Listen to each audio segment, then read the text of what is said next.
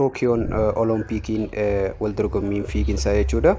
Wal dorgommii fiiginsaa guyyaa har'aan tanaa kan dubartootaa kan taasifameen gaa wal dorgommii meetira 10,000tiin kan taphatame daqiiqota muraasaan dura jechuudha.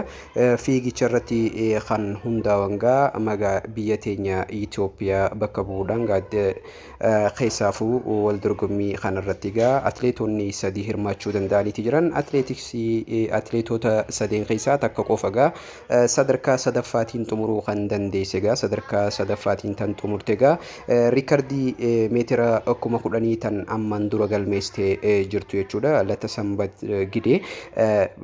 Sanbat Gidee gaa sadarkaa sadaffaatti xumuruudhaan gaa nahasa afraffaa biyya Itoophiyaatiif galmeessuu dandeesseeti jirti jechuudha. Lata Sanbat Gidee sadarkaa sadaffaatti yogguu xumurtu sadarkaa lammaffaatiin tan xumurte gaa lammii Itoophiyaa tan taate Bahareeniif gaa Qaalkidaan Gazzaany gaa sadarkaa lammaffaatti xumuruu dandeesseeti jirti. Sadarkaa tokkoffaatti tan xumurte Siifan Hassan gaa wal dorgommii kana gubbaarratti meedaaliyaa sadaffaa isii galmeessuu haala itti dandeesseetu jira. Meedaaliyaa isii kan sadaffaa kan galmeessite Neezerlaand bakka buutee tan fiigaa jirtu gaa Siifan Hassan lammii dhalattuu Itoophiyaa tan taate jechuudha. Siifan Hassan wal dorgommii kana gubbaarratti meetira 5,000 gaa haala dahaba ittiin badhaafamuu dandeesseetu jira jechuudha. Akkasumas meetira 10,000 gaa dahaba badhaafamuu dandeesseeti jirti. Wal dorgommii guyyaa kalee taasifteen gaa wal dorgommii xumuraa gaa meetira 1,500 sadarkaa sadaffaatiin haala ittiin xumuruu dandeesseetu jira jechuudha. Biyyi teenya Itoophiyaan jechuudha. Meedaaliyaa 4 gaa haala ittiin godhuu dandeesseetu jira gaa Lata Sanbat Gidee carraan isiin gaa taasisaa turte gaa hanga xumuraa fiiginsaatti carraa gaarii tan taasisaa turte gaa Siifan Hassan gaa humna isii tan walitti qabachaa turte haala mijeeffattee gaa sadarkaa tokkoffaatiin meetira 10,000 haala ittiin xumuruu dandeesseetu jira jechuudha. Kabajamoo dhaggeeffattoota chaanaalii keenya gaa wal dorgommii garagaraa gaa tan gara ispoortiitiin biyya keessaa fi bahar gamaatirraa isin biraan geenyu argachuudhaaf guyya guyyatti chaanaala keenya kana gaa subscribe akkasumas laayikii fi sheer comment godhuugaa hin dagatinaa isiniin jecha guyya guyyatti akka isin biraan geenyu gaa milikitii dawwallii tana tuquudhaan gaa guyya guyyatti wanni nuti gadiin dhiifnu akka isin biraan gahu gaa abdii goona jenneeti kan eeynu. Kanaan wal qabatee gaa gara jijjiirraa taphattootaatiin gaa addunyaa guutuu kan weeraraa jiru jechuudha. Gurra addunyaa guutuu seenaa kan jiru rakkoo addaa uumaa kan hin jiru jechuudha. Lionel Messi gaa Barcelona ifatti gadi dhiisuu isaa gaa haasawni odeeffannoon baheenii ibsa.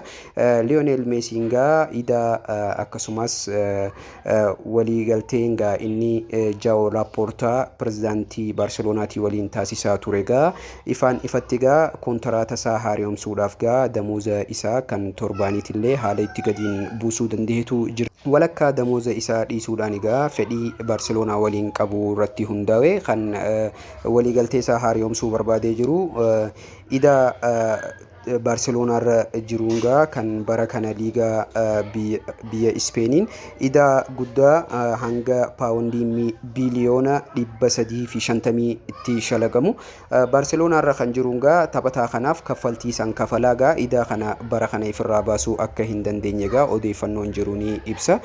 Kanaan wal qabatee egaa Cristiano Ronaldoongaa Real Madrid eega gadi dhiiseen fedhiin daawwattoota liigaa Ispeenigaa akka irrisee jirugaa kan yaadatamudha. Sanii wal qabatee gaa Lionel Messiin urjiin addunyaa kan abbaa baalandoora 6 gaa Barcelonaa gadi dhiisee gara PSG ni imala jedhameeti kan eegamaa jiru. Taphataan kun gaa waliigaltee damooza isaa gaa fooyyeessuudhaan gaa kara PSG ni imala jedhamee kan eegamu.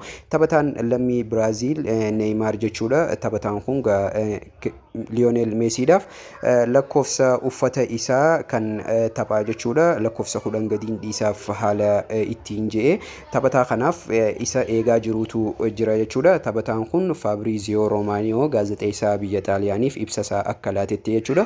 Taphataan kun gaa fedhii lakkoofsaatii fi akkasumas fedhii mindaa guddaa barbaadu osoo hin taane fedhiin kiyya kilabaan taphaa itti taphadhee haala gaarii ammaan boodaas fooyyee isaa deemuudha kaniin an barbaadu kilaba haalaan na cimsee na jabeessuun barbaada jechuudha yaada isaa kannateetii jira jechuudha.